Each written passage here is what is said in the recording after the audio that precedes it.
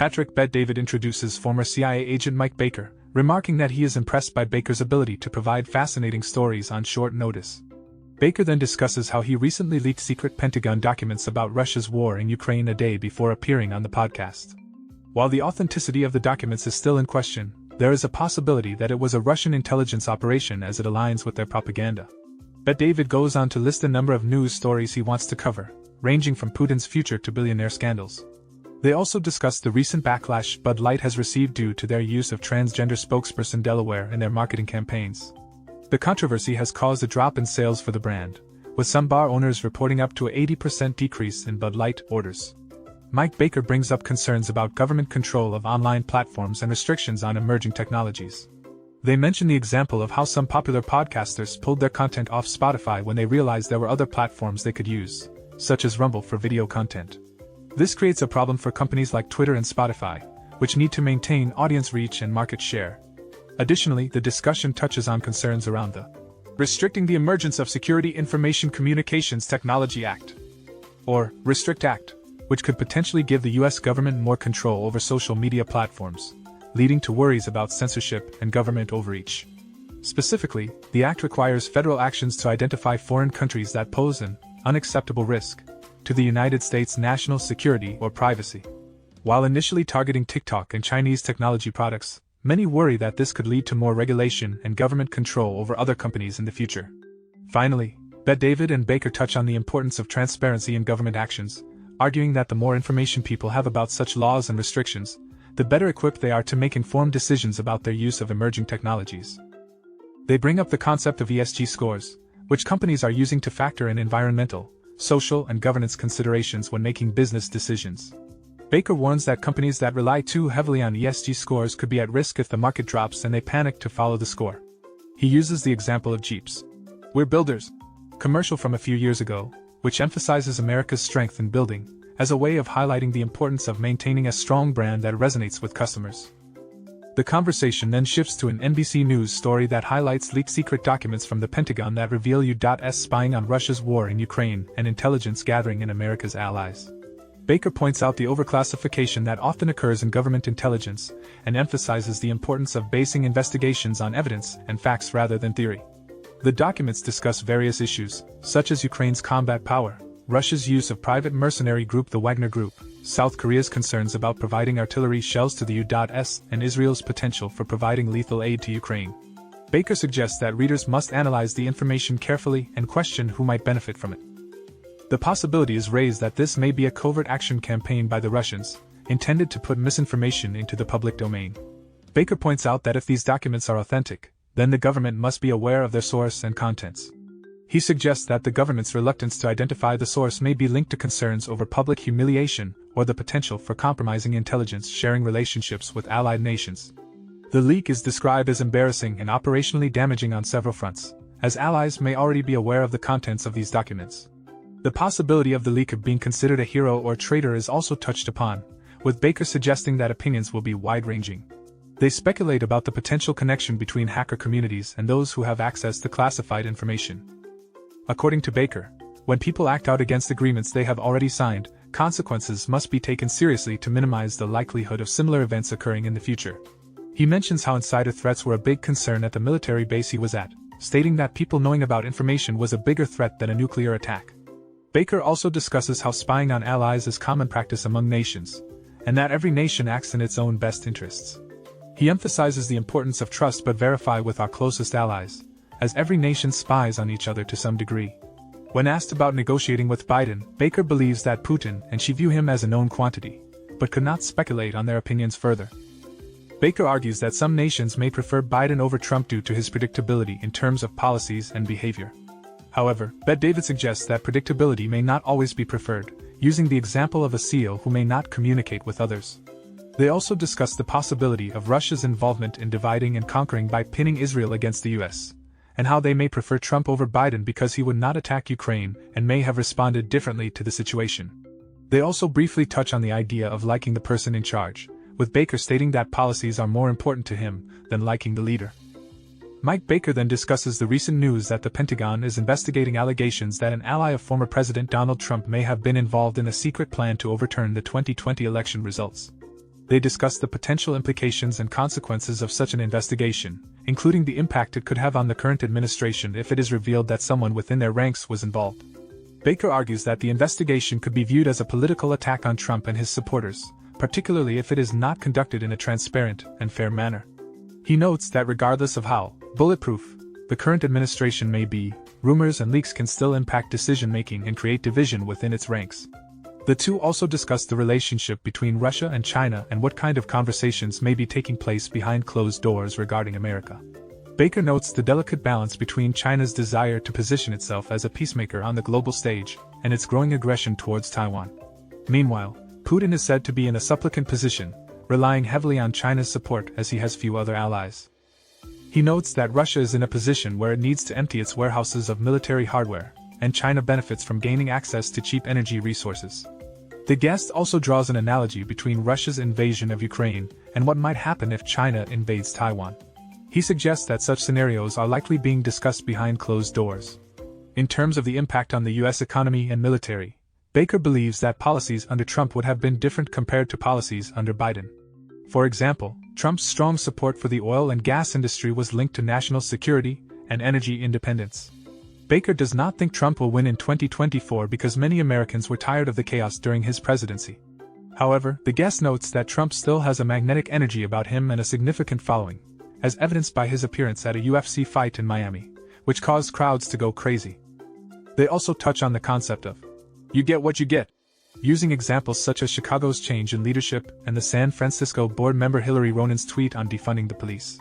Ronan's tweet from August 16, 2020 suggests her strong belief in defunding the police and reducing the number of officers on the force, but a recent video shows her expressing frustration over the lack of police presence in the Mission District of San Francisco. The speakers expressed disbelief and frustration over Ronan's contradictory actions and words. The conversation then shifts to Sarah Foster's tweet criticizing San Francisco and its liberal policies, which Baker suggests may be indicative of a larger trend among voters who prioritize safety and economic stability over political beliefs. He argues that unless there's a significant crisis that galvanizes voters, it's unlikely that Trump will win the upcoming election due to his administration's handling of issues such as the economy and international relations. There is a mention of DeSantis potentially running for president, but Baker is not optimistic that he could carry the nation due to a split in the numbers during the primary. Gavin Newsom is also mentioned in this discussion, as he criticizes DeSantis for attacking Manhattan District Attorney Alvin Braggs and looking weak for doing so, suggesting that DeSantis focus on governing rather than identity and culture war. Baker agrees with Newsom's critique, pointing out that Newsom himself has not been successful in governing California, a state that he travels in and out of regularly. Baker also criticizes the performative nature of politics and how people no longer fact-check or care about results. The discussion also involves mention of Soros and his allegedly radical son, as well as a quote from former President Trump discouraging DeSantis from running for president and potentially dividing the Republican Party. They also talk about Bud Light's recent rebranding efforts aimed at being more inclusive. Mike criticizes the decision to hire a man to promote a beer brand at the VP of marketing, who felt that the brand needed to move away from its frat boy image, wanted to be more inclusive. He also questions which gender identity aligns with the term transgender woman or transgender man. Patrick makes the point that the VP of Marketing's rebranding decision cost the company a loss of $4 billion and points out the small percentage of the population that identifies as transgender above the age of 21. Despite this, they both acknowledge that the VP of Marketing's job is to meet her KPIs, and her decision has garnered a lot of attention leading to potential promotion. They then touch on the sensitive topic of abortion and discuss a recent legislation attempt in Florida to reduce the time frame for abortion from 12 weeks to just 6 weeks. Baker points out that this new bill may harm DeSantis' ability to win over moderate and independent voters, especially women. They discuss how the Republican Party has traditionally struggled with the abortion issue and has failed to arrive at a bipartisan solution. However, despite this, Baker would vote for DeSantis if he was the Republican nominee for president. The two also speculate on DeSantis' future and how it might be impacted by Trump's potential run for re-election. If DeSantis offers to back Trump 100%, then Trump may back him in return and help him win the presidency in the future. They admit that the conversation may be just speculation, but they highlight how important it is for politicians to seize the moment and take advantage of their current popularity. They then move on to discuss a clip of Biden being asked about his plans to run for re-election, with Mike pointing out that Biden's response is unclear and even dares Pat to fully explain what he means. Biden seems to suggest that he plans on running, but he does not want to announce it officially yet. He then makes a joke about rolling Easter eggs, which leads to Mike making a comment that Biden is not questioned enough by reporters, and no one has ever stopped him to understand what he is saying fully. They joke around about Biden's age and his ability to push an egg out, but Mike brings attention to the fact that he is successful at messaging and campaigns, and his strategists may be advising him to wait before announcing his re-election campaign officially.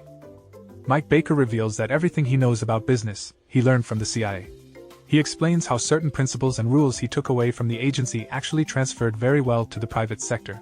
When he left the CIA, his colleagues were skeptical of his ability to transition to the private sector given the different set of skills required. However, Baker says that the private sector was not as different from the agency as he initially thought. He shares these principles in his upcoming book, which he narrates himself as he didn't have the big words to write a full book. Baker also talks about his experience of leaving the CIA as a single dad and having to start a business that would allow him to be close to home. His rules aren't actual company rules but rather things he learned from his time at the agency that helped him transfer his skills to the private sector. They go on to discuss the negative impact of being too woke and inclusive in marketing. They cite examples of companies like Hershey's and Gillette who face backlash for including transgender individuals in their marketing campaigns. Bud Light is the latest company facing criticism for their marketing approach. The hosts argue that going woke can result in going broke as companies lose their loyal customer base who feel excluded by these marketing campaigns. They also discuss how this trend is driven by politics and ideology rather than a genuine desire to include marginalized groups. The hosts point out that this phenomenon would never happen to a startup that is run by a founder who knows the original purpose of the company and its products. The Anheuser-Busch Bud Light commercial is also brought up. They discuss the accountability process for getting ads approved, and how mishaps like this can create opportunities for other companies to capitalize on. They also touch on the importance of a company's ESG score and how Anheuser-Busch has one of the lowest scores in America, meaning they are doing poorly in terms of environmental, social, and governance factors. Mike notes that the Bud Light commercial may have been a strategy to improve their ESG score, and that the CMO responsible for it has done their job well as a result. The discussion then shifts to a statistic from Statista about the increase in the number of U.S. adults who identify as LGBT, from less than 1% 40 years ago, to 72% currently.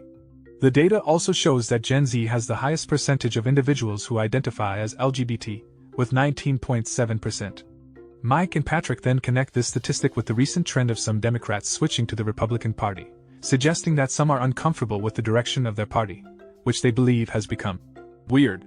The discussion ends with them reflecting on the potential influence of China-owned TikTok on Gen Z, especially regarding the promotion of LGBT content.